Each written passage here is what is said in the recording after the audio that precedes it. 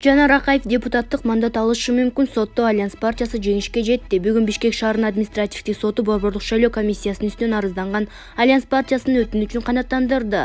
Бул тууралуу жогорку соттун басма сөз кызматынан билдиришти. БШКнын 15 декабрдагы Альянс партиясынын 3 депутаттык мандаты аял талапкерлерге берилсин деген токтому, ошондой эле Жанар Акаевдин ордуна Токтобүй Оргалчаны жогорку кеңештин жаңы шайланган депутаты деп тааныган чечими мыйзамсыз деп табылып жокко чыкты. Буга чейинки жобого ылайык 7 мандат алган партиядан 2 аял депутат келмек, бирок соңку чечимге ылайык 2 эмес 3 аял депутат келмей болуп калды. Булак Сереп Кейчи. Эл чындыкты билсин.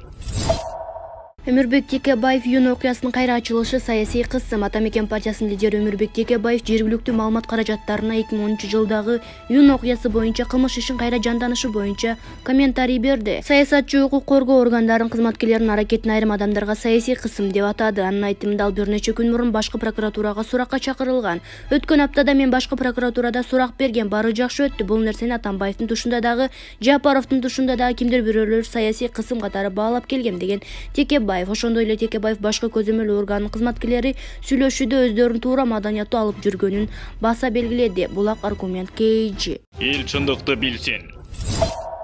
Алмазбек Атамбаев эртең камактан чыгышы мүмкүн. Мурда президент Алмазбек Атамбаевдин 2 кылмыш иши боюнча баш коргоо чарасы жокко чыгарылды. Маалыматтын Бишкектин 1-май райондук соту тастыктады. Маалыматка ылайык Калыс Ордо конушундагы мектеп куруу жана Түркиянын 10 жаранына паспорт берүү Орхон Инандын иши боюнча жокко чыгарылды. Бирок анын башка иштер боюнча баш коргоо чарасы бар жана Азиз Батукаевдин иши боюнча 11 жылга эркинен ажыратылган. Атамбаевдин жактоочусу Замир Жошов октябрь окуясы боюнча баш коргоо чарасы жокко чыгарылган болушу мүмкүн экенин билдирди. Эртең жогорку сотто Азиз Батукаевдин иши боюнча соттук отурум болот. Эгерде коллегия коргоону колдосо, анда Алмазбек Шаршенович бошотулушу керек, деди ал. Булак факт Кейчи. Эл чындыкты билсин.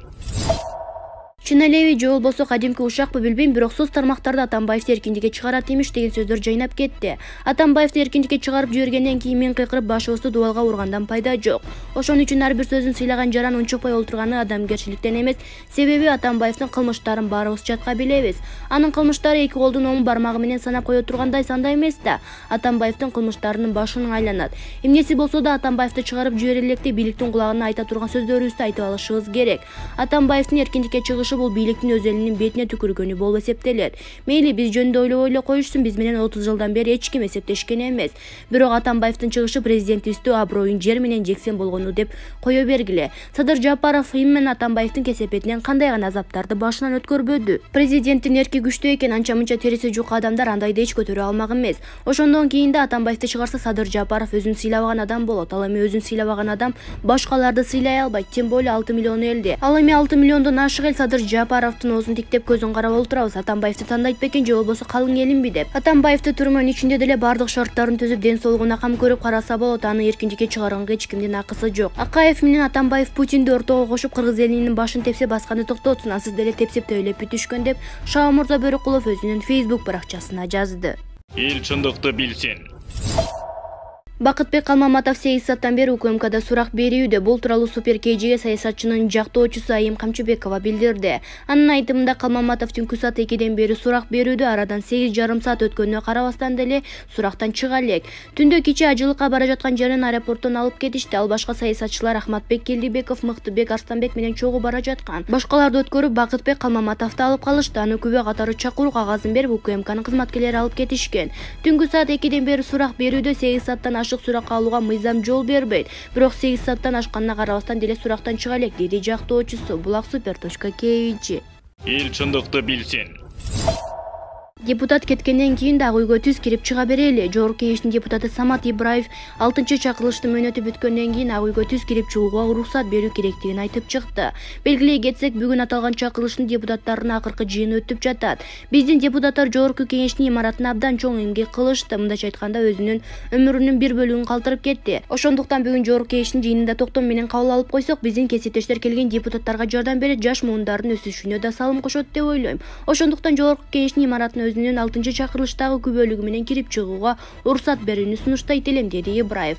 Төраганын милдетин аткарып жаткан вице-спикер Аида Касымалиева депутаттар мөөнөтү бүткөндөн кийин мыйзам, регламент боюнча каралган жагдайлар менен кире аларын айтып, мындай сунуштун ашыкча экенин белгиледи. Булак Назар Ньюс KG.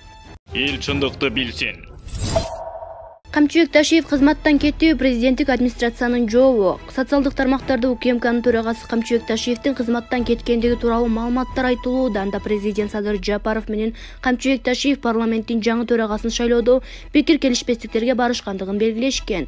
Супер KG порталы президенттик администрациянын басма сөз кызматына байланышканда бул маалымат калп экенин айтышты. Ташиев 2020-жылдын 16 октябрдан тарта улуттук коопсуздук боюнча комитеттин төрагасы кызматын аркалап келет. Булак super.kg.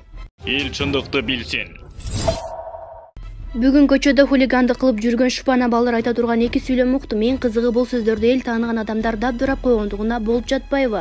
Биринчи Акаев мен эч кимдерден коркпой, мени улуу Россия коргойт деп 15 жыл бир түн мамлекетти башкарган адамдын сөзү. Эмне эле ар келгенде көчүгүн чапкылап жартаңдаган маймылга окшоп кыргыз элин шылдыңдагандай те бийиктен чоң сүйлөп кетет десе иш бул жакта турбайбы? Бул деген өз элине карата кылынган саткындык, чектен ашкан наадандык, намысы жоктук болуп эсептелет. 15 жыл ушул акмак өлкөнү башкарткан бизге да уят.